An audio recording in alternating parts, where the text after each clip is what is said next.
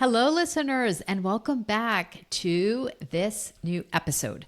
I'm really excited about the next 3 episodes because I've put together a 3-part series for you on what really matters in those first 90 days in a new job.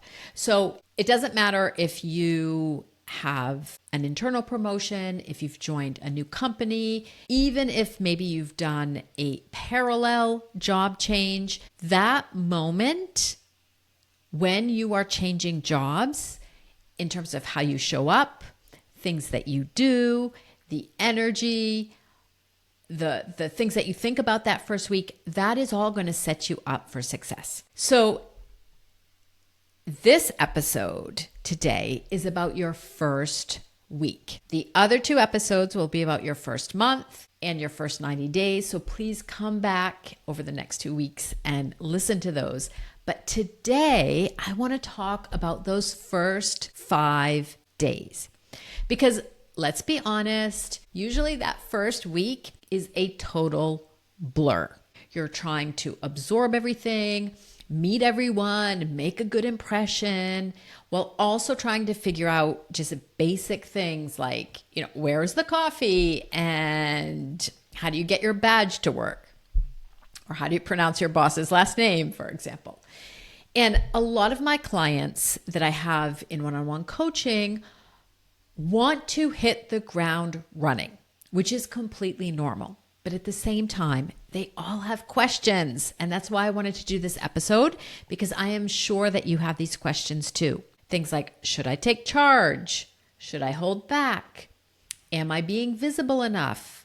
Am I taking up too much space the first week? But I really want you to take the pressure off. You absolutely don't have to have it all figured out that first week. But I do want you to think and be intentional about how you show up. It's about tone, it's about energy, it's about presence, because that is what people are going to remember. It's not what you said that first week. So this episode, I'm going to go into 4 ways of being. So that's your behavior and your attitude and your energy that I was talking about. That's what we're going to spend the most time on. Then I'm going to give you 4 suggestions of things you should absolutely do that first week. And I'll close off by giving you some questions to think about. A lot of my clients love to journal, take time to reflect, and that is where a lot of the growth happens. So I'm going to give you some questions to reflect upon. So let's get into it. My first point is presence over performance. So what I mean by that is be present. You are not there that first week to prove to yourself and prove to others that you earned that job. You're here to be seen, not as someone with all the answers, but as someone who is grounded, capable, and intentional. So let me just repeat that, because your value is not in your performance or your output in that first week. Your value is in your presence. And it doesn't mean being passive. It means being thoughtful and intentional. So I just want you to think about, going into a job. A lot of people want to immediately start making changes. We talk about quick wins. And yes, quick wins are important, but not in the first week. It is completely fine. So one of my clients who absolutely wanted to rush into a quick win, we worked on taking a step back. And this is what I would like to offer you also here today. Pause, walk around, introduce yourself, listen, because that is what your team is going to remember. That presence. Because everybody, of course, you're going to be the new person on the block. People will be looking at you. And so just think about how you are showing up and what your energy is. You don't need to be chasing urgency, but just bringing calm authority is going to go a long way. My second point in terms of behaviors is to be curious. Curiosity will build credibility. And this is where so many people also trip up. I work with a lot of women who think that going into that job, you immediately have to show that you have a point of view and that you have a vision. And they're thinking, I should already know what I need to do. That's not what you need this first week. Go in being curious. Being curious isn't passive. So ask smart questions. It shows confidence. It shows that you're not afraid to say, I don't know yet. I'm listening. Okay, because pretty soon people will expect you to know. So use that first week to ask questions. So I wanted to give you a few questions, some of my favorite go-to ones. So this is the questions I suggest asking if you're in one-to-ones or meeting with your peers. What is something that is working well and what feels stuck? It's important to ask this question because a lot of people come into a situation thinking they have to change everything. They have to make their mark. So yes, often it is about that, but you're not going to have to change everything. So just be curious. Get curious about what's working well and what's not.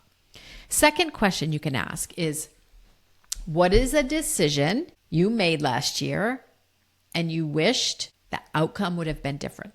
Third question, what do you think I need to know to succeed? And it depends also if you're most of the women that I work with are leading teams. So if you are also going in and leading a team and just having a first informal chat with each of your team members, you can also ask them, if this were your team, what would you change or what would you do differently?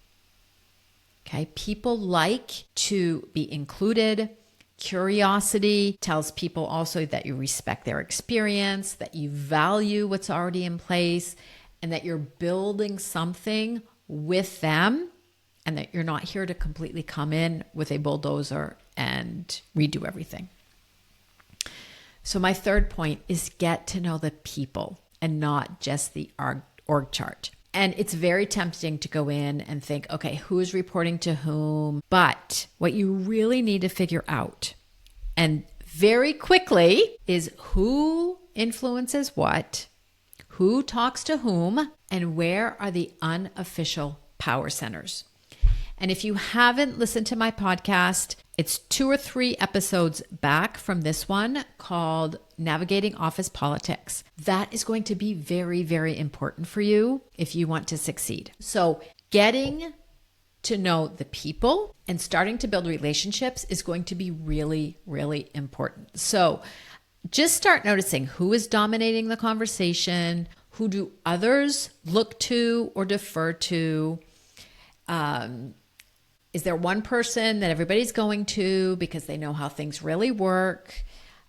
Is somebody mentioning somebody's name all the time? Those are the types of things that you should be listening and looking out for.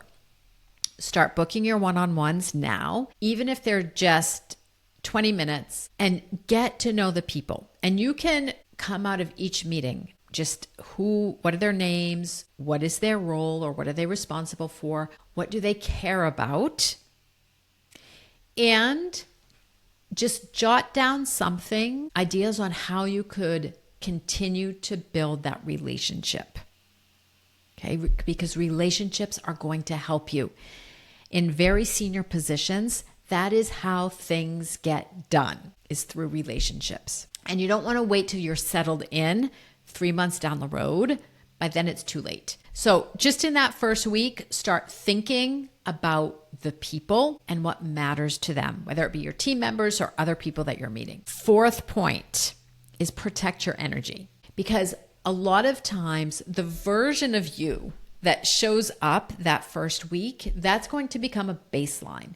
So for example, if you are answering email at 5 a.m. or 11 p.m., that's going to become an expectation of your team. If you're saying yes to everything, like every request, every extra project, then that is going to become part of your brand. Your personal brand is saying yes to everything. So think about sending boundaries from the start on what's important to you. And you can do that also by just blocking an hour or 90 minutes every day in your agenda. Don't apologize for it, but it's going to help you think, take a step back. Politely say, can we circle back next week once I've had the chance to get grounded? Okay, so you don't have to say yes to everything. And decide when you log off and stick to it. I had this client once and I loved it.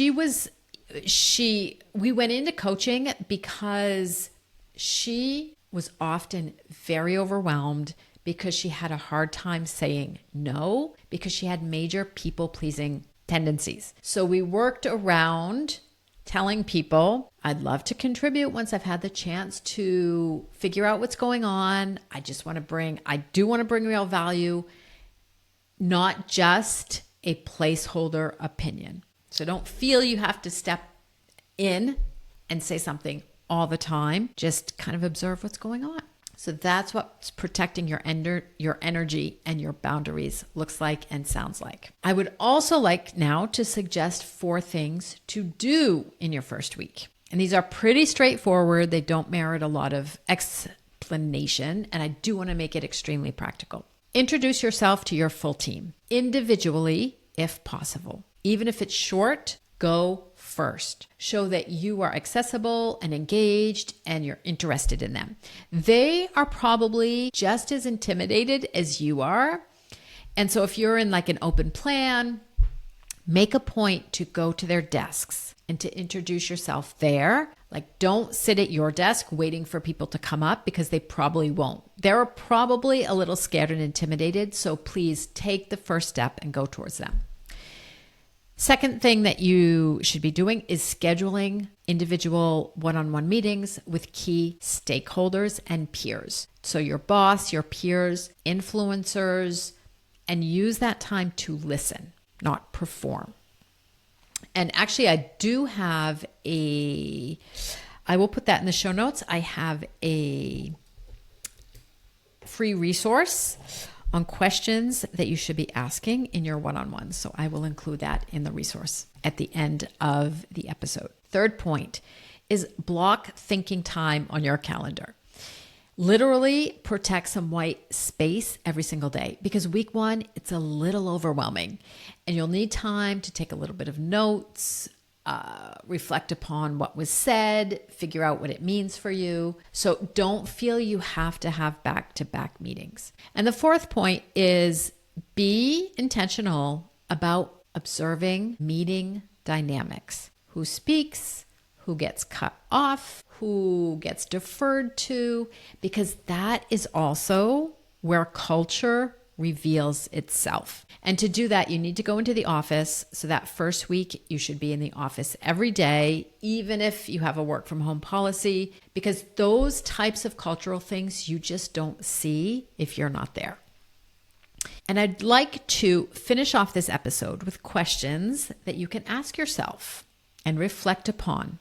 Okay, a few coaching questions that as you start your job, you can take into your week. First one, how do I want to be remembered at the end of this week? That is such a great question. And remember, people are going to remember your energy and not what you said. Coaching question number 2, where can I replace fixing with listening? Question number 3, who do I want to start building trust with starting this week? Now you'll see immediately there are people that you know, either one, you connect with them, you have the same values, you're on the same wavelength, or you know that they're going to be some kind of ally. So ask yourself that immediately about who you should be building trust with.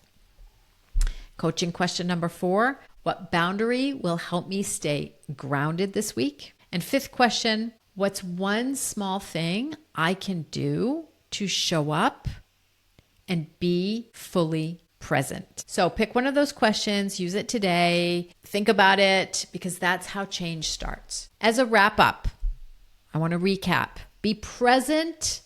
Don't worry about your performance. Get curious before you try to change anything. Focus on relationships, not just reporting lines. Protect your energy because boundaries are part of your brand. And take a few simple, smart actions that will compound over time. That's what I have for you today.